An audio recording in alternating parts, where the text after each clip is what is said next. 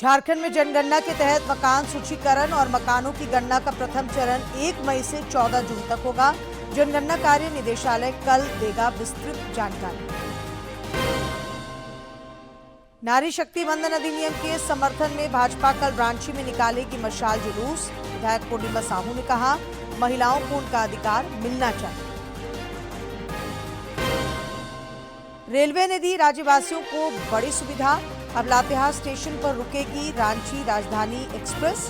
Tori station पर होगा Dhanbad LTTE express का ठहराव।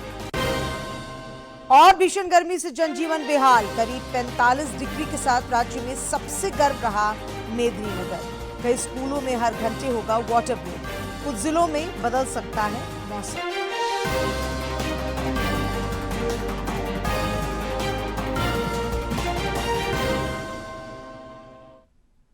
नमस्कार, खबरें झारखंड में आपका स्वागत है। मैं हूं डॉक्टर अशीता आनंद और अब समाचार विस्तार से।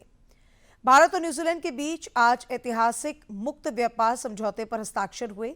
इस समझौते में दोनों देशों के बीच द्विपक्षीय व्यापार 5 वर्षों में $5 अरब से अधिक तक पहुंचाने का लक्ष्य रखा गया है। समझौते के बाद केंद्रीय मंत्री पीयूष गोयल ने कहा कि यह समझौता भारत और न्यूजीलैंड के बीच संबंधों को मजबूत करने की दिशा में एक महत्वपूर्ण कदम है, जो साझा लोकतांत्रिक मूल्यों और आर्थिक लक्ष्यों पर आधारित है। उन्होंने कहा कि यह समझौता केवल शुल्क तक सीमित नहीं है, बल्कि इसमें सेवाएं, निवेश, कृषि, आवागमन और नवाचार भी शामिल हैं, जिससे किसानों, लघु एवं मध्यम उद्यमों, छात्रों और पेशेवरों को लाभ मिलेगा।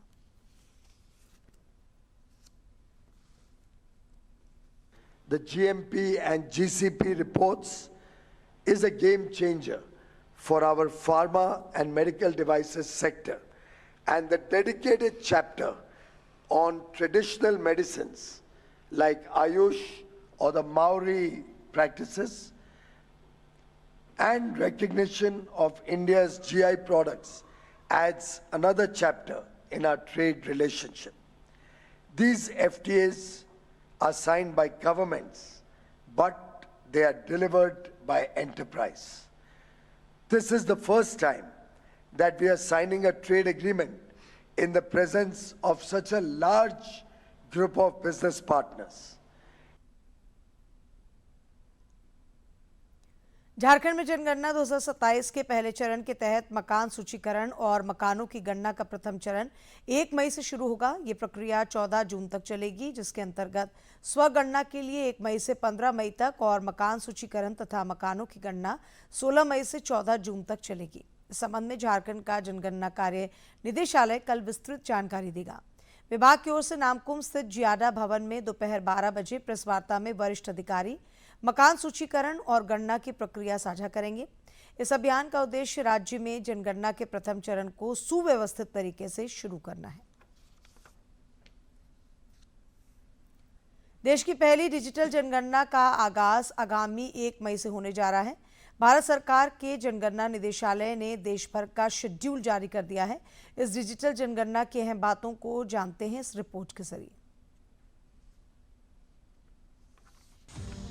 जनगणना किसी देश या क्षेत्र की आबादी से जुड़ा सामाजिक, आर्थिक और जनसांख्यिकीय आंकड़ों को जुटाने की एक महत्वपूर्ण प्रक्रिया है। यही आंकड़े सरकार को नीतियां बनाने और योजनाओं को बेहतर तरीके से लागू करने में मदद करते हैं। भारत में जनगणना के शुरुआती संदर्भ कौटिल्य के अर्थशास्त्र और मुगल काल में अबुल फजल की कृति आयन अकबरी से मिलती है।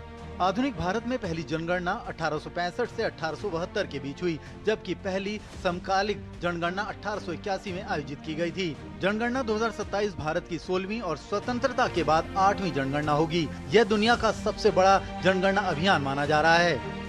इस बार जनगणना पूरी तरह डिजिटल होगी। मोबाइल आधारित ऐप के जरिए डेटा संग्रह किया जाएगा और TMMS पोर्टल के माध्यम से रियल टाइम निगरानी की जाएगी। जनगणना 2 चरण में होगी। पहला चरण हाउस लिस्टिंग और आवास गणना 2026 में होगा, जबकि दूसरा चरण जनसंख्या गणना फरवरी 2027 में किया जाएगा। इस बार जनगणना में व्यापक जातिगत गणना भी शामिल की जाएगी। सरकार ने इसके लिए करीब 11,718 करोड़ रुपए का बजट मंजूर किया है। जनगणना अधिनियम 1948 के तहत लोगों द्वारा दी गई जानकारी पूरी तरह गोपनीय रहेगी और इसे किसी अन्य संस्था या न्यायालय में साझा नहीं किया जाएगा। करीब 31 लाख गणनाकर और पर्यवेक्षक तथा 1 लाख से अधिक अधिकारी इस अभियान में तैनात किए जाएंगे। उन्नत डिजिटल तकनीक और मजबूत डेटा सुरक्षा प्रणाली के जरिए सरकार का लक्ष्य है कि सटीक और विश्वसनीय आंकड़े कम से कम समय में उपलब्ध कराए जा सकें। जनगणना 2027 से देश को विस्तृत आंकड़े मिलेंगे जो भविष्य की योजनाओं और समावेशी विकास की दिशा तय करने में अहम भूमिका निभाएंगे। Mukesh Shukla, DD news, Delhi. रक्षा राज्य मंत्री संजय सेठ ने रांची में रेहड़ी पटरी दुकानदारों के लिए नमो स्टॉल वितरण योजना की घोषणा की है। इस पहल के तहत छोटे व्यवसायियों को कल से निःशुल्क आधुनिक ठेले उपलब्ध कराए जाएंगे। श्री सेठ ने एक सोशल मीडिया पोस्ट में कहा है कि प्रधानमंत्री से प्रेरित ये योजना स्वच्छ रांची, समृद्ध रांची के संकल्प को साकार करने की दिशा में एक बड़ा कदम है। नारी शक्ति बंधन अधिनियम को लेकर भाजपा विपक्षी दलों पर हमलावर है। जमशेदपुर पूर्वी की विधायक पूर्णिमा साहू ने आज रांची स्थित प्रदेश भाजपा कार्यालय में प्रेस वार्ता कर महिला आरक्षण बिल पास नहीं होने का ठिकरा कांग्रेस और झामुमो समेत विपक्षी दलों पर फोड़ा। उन्होंने आरोप लगाया कि प्रधानमंत्री नरेंद्र मोदी जब महिलाओं को नीति निर्माण में भागीदारी देने के लिए ऐतिहासिक अवसर ला रहे थे तब विपक्षी दलों ने इसका विरोध किया। उन्होंने कहा कि इस अपमान के खिलाफ कल रांची में विशाल मशाल जुलूस निकालकर उनके हक और अधिकारों के प्रति जागरूक किया जाएगा।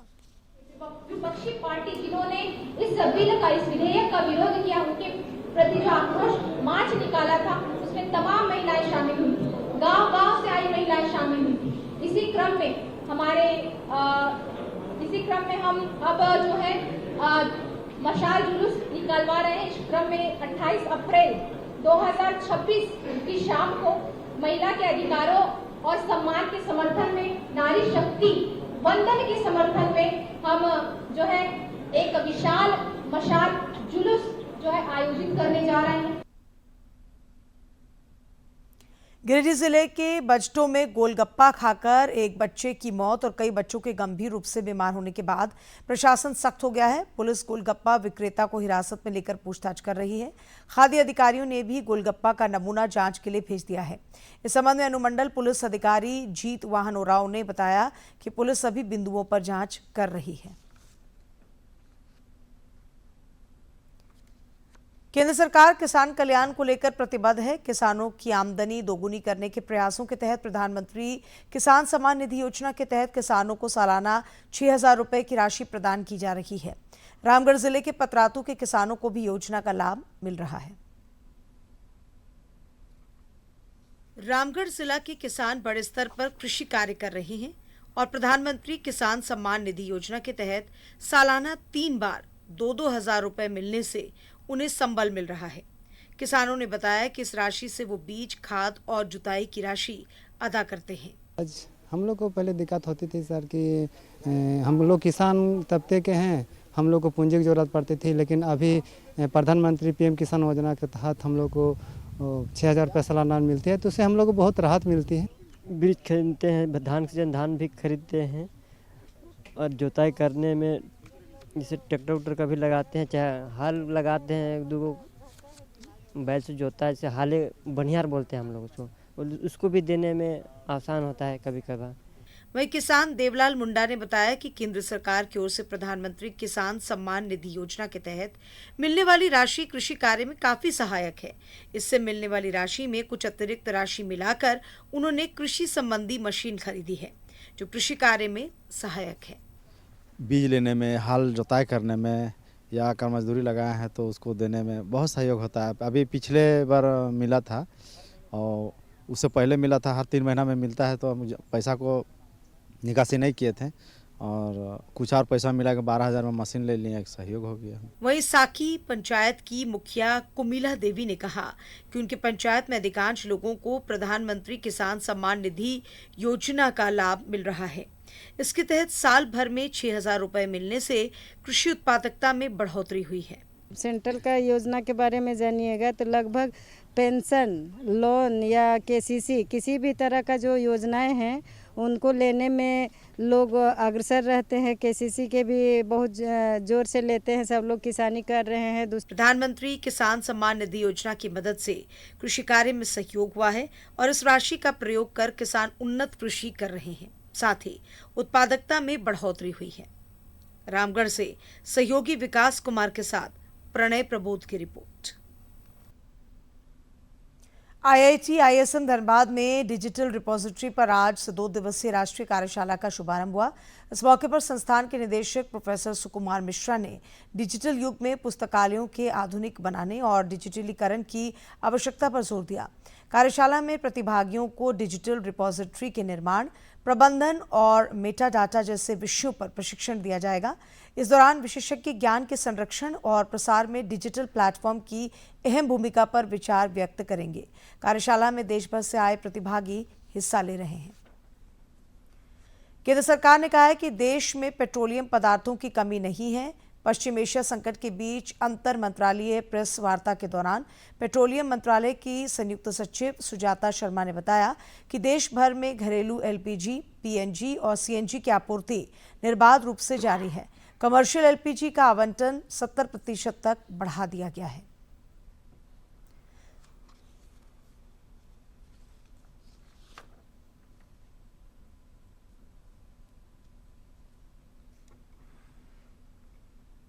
अप्रैल के महीने में अब तक लगभग 1,65,600 टन से अधिक कमर्शियल LPG की सेल की जा चुकी है। मार्च के महीने में यह अमाउंट 1,29,500 टन के करीब थी। इसी तरह ऑटो LPG अप्रैल के महीने में अभी में 386 टन पर डे के हिसाब से सेल हो रही है, जबकि यही अमाउंट जनवरी के महीने में और फरवरी के महीने में लगभग 177 टन पर डे थी। तो आप देखते हैं कि ऑटो LPG की सेल भी PSU OMCs के द्वारा लगभग दुगनी की जा रही है। 5 किलो के सिलेंडर के संबंध में भी 1 अप्रैल से अभी तक 19.5 लाख से अधिक 5 किलो के सिलेंडर्स की सेल हुई है। 9,080 से अधिक अवेयरनेस कैंप हुए हैं और इन कैंपों में लगभग 1,46,000 5 किलो के सिलेंडर्स की सेल हुई है। कल भी 110 कैंप हुए हैं और इन कैंप्स में 3,430 सिलेंडर की सेल हुई है। समाचार। प्रधानमंत्री नरेंद्र मोदी सिक्किम के 2 दिवसीय दौरे पर गैंगटॉक पहुंचे। यहां लोगों ने पारंपरिक तरीके से अंग वस्त्र देकर प्रधानमंत्री का स्वागत किया। इससे पहले श्री मोदी ने लोक भवन तक रोड शो किया, जहां बड़ी संख्या में लोगों ने प्रधानमंत्री का गर्मजोशी से अभिनंदन किया। श्री मोदी अपने दौरे के क्रम में कल राज्य गठन की 50वीं वर्षगांठ समारोह में शामिल होंगे और 4,000 करोड़ रुपए से अधिक की कई विकास परियोजनाओं का भी अनावरण करेंगे। उनकी कई बार बातचीत भी होती है, तो ऐसे में जो अगर हम इस रोड शो को देखें तो सिक्किम के 50 वर्ष की जो कहानी है उसमें अब जो विकास की नई एक दिशा तय होने वाली है, जिसमें कि आपने खुद कहा कि जो तमाम हजारों करोड़ की जो योजनाएं हैं वो अब यहाँ पर प्रधानमंत्री एक सौगात के तौर पर सिक्किम वासियों को देंगे। और हमने देखा है कि यहाँ पर सिक्किम के जो लोग हैं वो बहुत ही उत्साह में और एक भाव विभोर भंगिकाओं में कि मैं वो उस तरीके से वहाँ पर प्रधानमंत्री के स्वागत के लिए यहाँ पर खड़े हैं। और तो ऐसे में जो महिलाएं हैं, बच्चे हैं और जो तमाम लोग हैं वो यहाँ पर हम देख सकते हैं कि प्रधानमंत्री के स्वागत के लिए इस समय आप दोनों ही तरफ सड़कों के, और खासतौर से अगर हम गैंगटॉक की बात करें तो गैंगटॉक बहुत ही एक खूबसूरत और सांस्कृतिक पहचान का शहर है और सिक्किम की एक कह सकते हैं राजधानी के साथ साथ सिक्किम की जो पूरा जो मूड है उसको बताने वाला शहर है। और इस शहर की एक खासियत है, यहाँ के लोग बहुत ही डिसिप्लिन में और नियमों को पालन करने वाले लोग होते हैं। पश्चिम बंगाल में दूसरे और अंतिम चरण के विधानसभा चुनाव के लिए प्रचार आज थम गया। 29 अप्रैल को यहां 142 सीटों पर मतदान होना है, जिसमें 1,448 उम्मीदवार मैदान में हैं। चुनाव आयोग ने निष्पक्ष चुनाव के लिए सुरक्षा के कड़े इंतजाम किए हैं। यहां 11 अतिरिक्त पुलिस पर्यवेक्षक भी तैनात किए गए हैं। राज्यसभा में एक बड़ा राजनीतिक बदलाव सामने आया है, जिसने संसद के समीकरण को बदल दिया है। राज्यसभा के सभापति CP राधाकृष्णन ने आम आदमी पार्टी के 7 सांसदों के भारतीय जनता पार्टी यानी भाजपा में मर्जर को आधिकारिक तौर पर मान्यता दे दी है। आम आदमी पार्टी छोड़ने वाले राज्यसभा के 7 सांसदों के भाजपा में विलय को मंजूरी मिल गई है। इसके साथ ही भाजपा की राज्यसभा में सदस्यों की संख्या 113 हो गई है। उसके इतिहास में ऐसा पहली बार हुआ है जब उसने ये आंकड़ा छुआ है। वहीं आम आदमी पार्टी के लिए ये करारा झटका है और वो उच्च सदन में 10 से सीधे 3 पर आकर ठहर गई है। ये सभी सांसद पंजाब के हैं और वहां अब आम आदमी पार्टी का सिर्फ एक सांसद बचा है। बलबीर सिंह सिचेवाल ने पार्टी नहीं बदली है, जबकि अन्य 7 सांसदों ने उद्देश्य से भटकने का आरोप लगाते हुए राघव चड्ढा की लीडरशिप में पाला बदला है। तो राज्यसभा में भारतीय जनता पार्टी ने इतिहास रचा है, क्योंकि 7 सांसदों ने भाजपा में विलय किया है और अब आम आदमी पार्टी के पास महज 3 सांसद ही रह गए हैं। तो राज्यसभा में भारतीय जनता पार्टी की स्थिति और भी मजबूत हुई है। वहीं आपको बताएं कि मुख्य विपक्षी दल कांग्रेस के पास मात्र 29 सांसद हैं। टीएमसी के 13 और डीएमके के 8 सांसद हैं राज्यसभा में। संसद का उच्च सदन राज्यसभा वाईएसआर कांग्रेस की बात करें तो इस पार्टी के पास 7 सदस्यों की संख्या है।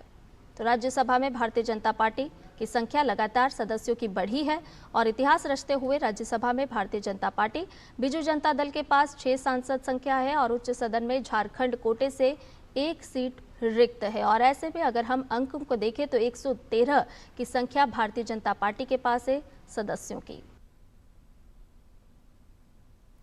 रेलवे ने राज्य के रेल यात्रियों को बड़ी सुविधा दी है। 2 महत्वपूर्ण रेलगाड़ियों का ठहराव अब लातेहार और टोरी स्टेशन पर होगा। रेल मंत्री अश्विनी वैष्णव ने चतरा सांसद कालीचरण सिंह को पत्र लिखकर रांची नई दिल्ली राजधानी एक्सप्रेस का लातेहार और धनबाद लोकमान्य तिलक टर्मिनस एक्सप्रेस का टोरी स्टेशन पर ठहराव करने से संबंधित जानकारी दी है। चतरा सांसद ने सोशल मीडिया पर रेल मंत्री का आभार जताते हुए कहा कि प्रधानमंत्री नरेंद्र मोदी के कुशल नेतृत्व और जन कल्याणकारी सोच के चलते ये संभव हो सका है। गौ माता को संवैधानिक मान्यता दिलाने और उनके संरक्षण के लिए जमशेदपुर में एक अनोखी पहल शुरू की गई है। गौ सम्मान आह्वान अभियान के तहत जिले के जुगसलाई, बागबेड़ा और अन्य प्रखंडों से सैकड़ों की संख्या में गौ प्रेमी जुबली पार्क गेट पर एकत्रित हुए और इस संबंध में अनुमंडल पदाधिकारी को एक ज्ञापन सौंपा। जमशेदपुर में गौ सम्मान आह्वान अभियान के तहत आयोजित रैली में लोगों ने बढ़ चढ़कर हिस्सा लिया। स्थानीय समन्वयक सुरेश लाल के नेतृत्व में आयोजित इस रैली के बाद लोगों ने अनुमंडल पदाधिकारी को राष्ट्रपति, प्रधानमंत्री, राज्यपाल और मुख्यमंत्री के नाम का ज्ञापन सौंपा।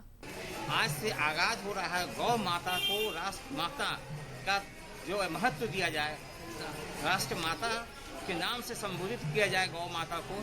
इसके लिए एक हम लोग प्रतिवेदन देंगे। हम अपने अनुमंडल पदाधिकारी को हम लोग प्रतिवेदन देंगे राष्ट्रपति के नाम से, प्रधानमंत्री के नाम से, मुख्यमंत्री के नाम से और राज्यपाल के नाम से, ताकि गौ माता को राष्ट्र माता घोषित किया जाए। इस अभियान में हिस्सा लेने वाली गौ प्रेमी सीमा मुनका ने बताया कि इस अभियान का मुख्य उद्देश्य गौ माता को संवैधानिक मान्यता दिलाना है। उन्होंने कहा कि ये संघर्ष केवल धार्मिक नहीं है, बल्कि सांस्कृतिक विरासत, कृषि और ग्रामीण अर्थव्यवस्था की रक्षा के लिए अनिवार्य है। मेन मुद्दा है जो रोड पे गाय माता प्लास्टिक खाकर बीमार हो रही है, उनकी कोई सुरक्षा नहीं हो रही है। गौशालों में तो भरपूर धन आता है, पर रोड पे जो गाय माता है उसकी सुरक्षा नहीं हो रही है। ये आंदोलन 3 चरणों में निर्धारित किया गया है। पहले चरण के तहत आज देश भर की तहसीलों और प्रखंड में ज्ञापन सौंपे गए।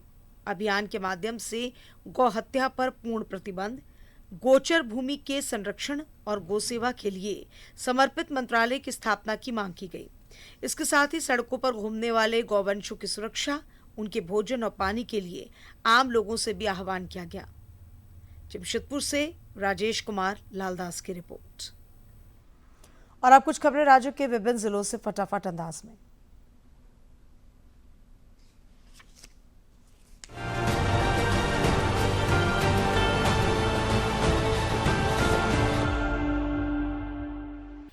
जमशेदपुर में 3 मई को होने वाली नीट यूजी 2026 परीक्षा की तैयारियों को लेकर समीक्षा बैठक में ट्रैफिक सुरक्षा, भीड़ प्रबंधन, वीडियोग्राफी और मूलभूत सुविधाओं की पुख्ता व्यवस्था सुनिश्चित करने को लेकर उपायुक्त ने निर्देश दिए। जिले के 8 केंद्रों पर 4,231 परीक्षार्थी शामिल होंगे। पलामू पीएचईडी अंतर्गत संचालित योजनाओं की समीक्षा में जिले के खराब चापाकलों को जल्द दुरुस्त करने पर जोर दिया गया।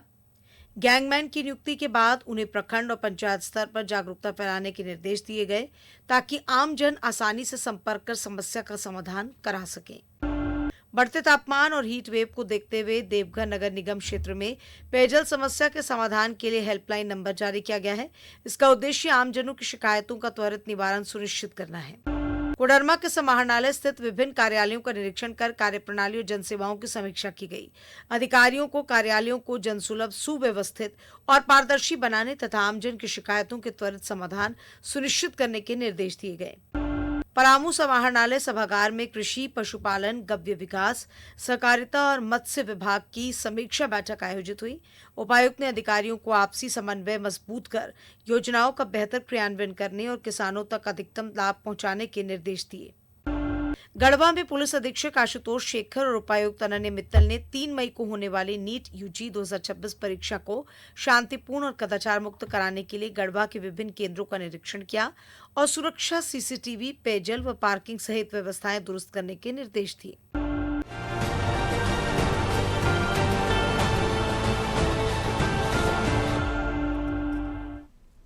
सिमडेगा जिला आगामी 30 अप्रैल को अपनी स्थापना के 25 वर्ष पूरे करने जा रहा है। इस ऐतिहासिक अवसर को यादगार बनाने के लिए जिला प्रशासन द्वारा रजत जयंती समारोह का आयोजन किया जा रहा है। उत्सव की शुरुआत आज सिमडेगा समाहरणालय परिसर में पौधारोपण के साथ हुई। उपायुक्त कंचन सिंह और पुलिस अधीक्षक श्रीकांत एस खोटरे सहित तमाम जिला स्तरीय पदाधिकारियों ने पौधे लगाकर पर्यावरण संरक्षण का संकल्प लिया और जिलेवासियों को इस गौरवशाली यात्रा की बधाई दी।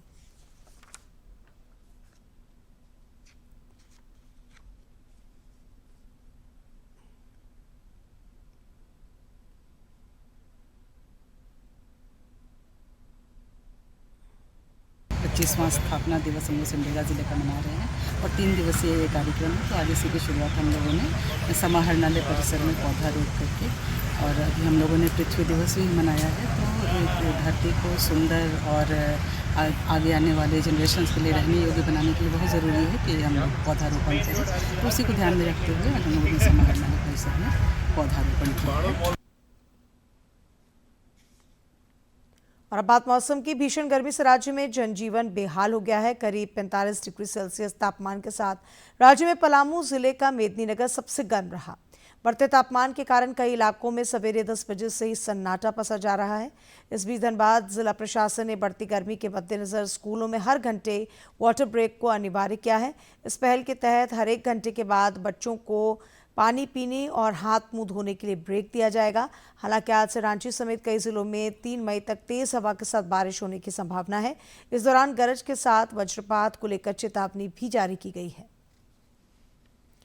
भीषण गर्मी में गिरिडीह जिले के गांडे विधानसभा क्षेत्र के जीतपुर पंचायत क्षेत्र के डांडी घुट्टू में आदिवासी समुदाय जल संकट से जूझ रहा है। हालात ऐसे हैं कि ग्रामीणों को गंदा और असुरक्षित पानी पीने के लिए मजबूर होना पड़ रहा है। एक तरफ ग्रामीण अपनी पीड़ा बयां कर रहे हैं तो दूसरी ओर प्रशासन दावा कर रहा है कि समस्या का समाधान कर दिया गया है। गिरिडीह जिले के गांडे विधानसभा क्षेत्र के जीतपुर पंचायत स्थित दुर्गा पहरी गांव का डांडी घुटू टोला इन दिनों गंभीर जल संकट की मार झेल रहा है। पूरे टोले के लिए मात्र एक कुआं था जो अब पूरी तरह सूख चुका है। ऐसे में ग्रामीण दाढ़ी यानी गड्ढों में गंदा जमा पानी पीने को मजबूर हैं। सबसे हैरानी की बात तो ये है कि वर्ष 2021-22 में यहाँ एकल ग्राम जल पूर्ति योजना के तहत पानी टंकी का निर्माण कराया गया, लेकिन आज तक उससे एक बूंद पानी भी लोगों को नसीब नहीं हुआ। हालांकि डीसी रामनिवास यादव का दावा है कि गांव में जल संकट को दूर कर दिया गया है। गांडी विधानसभा के जीतपुर पंचायत के डाड़ी गुटू गांव का इशू है, जहां सीजनल नाला जो होता है उससे पानी लोग पी रहे हैं, ऐसा कुछ शिकायत हमको मिला था। और वहाँ जो पानी की व्यवस्था के लिए बोरवेल था वो खराब हो गया था। माननीय मुख्यमंत्री जी ने भी उसको हम लोग को डायरेक्शन दिया था कि तुरंत इसको ठीक किया जाए, जो लोगों को पानी मिले। हम लोगों ने तुरंत पीएचडी विभाग को सूचित करके वहाँ गांव में भेजा और जो भी बोरवेल का इशू था उसको ठीक करा दिया गया है। अभी लोगों को स्वच्छ जो बोरवेल का पानी है स्वच्छ पानी पीने को मिल रहा है। तो दाग बनू तलेया ले दो ओड़ी हराम दाग लगी निरन दिन दो कुछ हो आजे तले चापाकल हो बनू तलेया टंकी थे तले टंकी हो बड़ी एन तलेया मोटर रड़ा कते को इदी के तलेया ओना हो बको अगू कदा निथ जुत कते हो तो भाग दाग ले नि नवा गे हड़ हो गई डंगरी हो जत्तो हड़ नवा ले नि। सब खेत का पानी यहाँ आ जाता है, वही पानी हम लोग पीते हैं। यही कि पानी हम लोग को कुआं या चापाकल कुछ बना दे। ग्रामीणों का कहना है कि पानी की समस्या इतनी गंभीर है कि इसका असर सामाजिक जीवन पर भी पड़ रहा है। लोग यहाँ रिश्ते करने को भी कतराते हैं। स्थानीय जनप्रतिनिधियों से शिकायत के बावजूद अब तक सिर्फ आश्वासन ही मिला है। महिलाओं और बच्चों को दूर दूर से पानी लाना पड़ता है और बरसात में भी स्थिति जस की तस बनी है। सरकार से यही मांग करते हैं हम लोग को, यह दाढ़ी दिया जाए, कुछ चापाकल उकल दिया जाए। हम लोग को पानी के लिए बहुत दिक्कत हो रहा है। यह ऐसा समस्या हो गया कि कोई लड़की वाला आता है ना, वो भी रिश्ता जोड़ने के इनकार कर देता है। क्या करें, तकरीब अपना नाला झोला के लाता है, पीते हैं, यो भी पीते हैं, नाला झोला से बुलाता है, पीते हैं। बरसात में खेत का पानी आता है, क्या गंदा है, क्या गू है, क्या गोबर है, सब मिलजुल कर आता है। नाला झोला देखिए आप।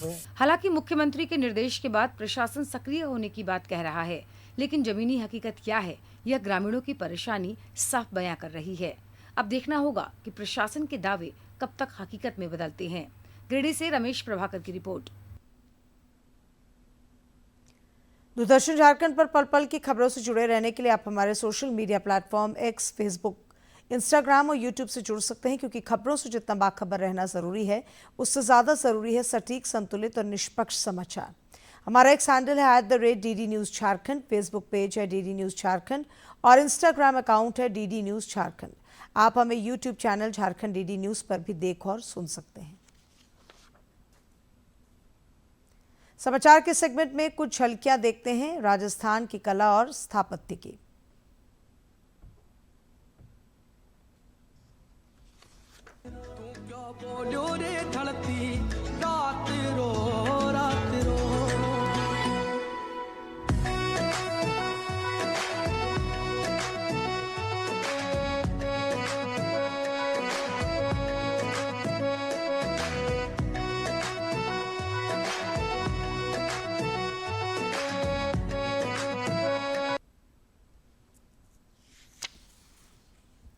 और अंत में मुख्य समाचार एक बार फिर।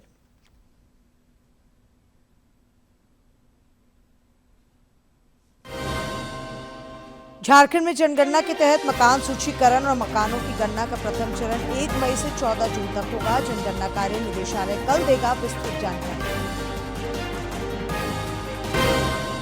नारी शक्ति वंदन अधिनियम के समर्थन में भाजपा कल रांची में निकालेगी मशाल जुलूस। विधायक पूर्णिमा साहू ने कहा, महिलाओं को उनका अधिकार मिलना चाहिए।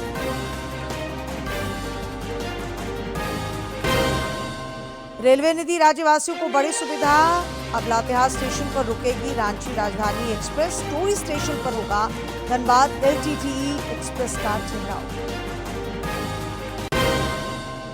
और भीषण गर्मी से जनजीवन बेहाल। करीब 45 डिग्री के साथ राज्य में सबसे गर्म रहा मेदिनीनगर।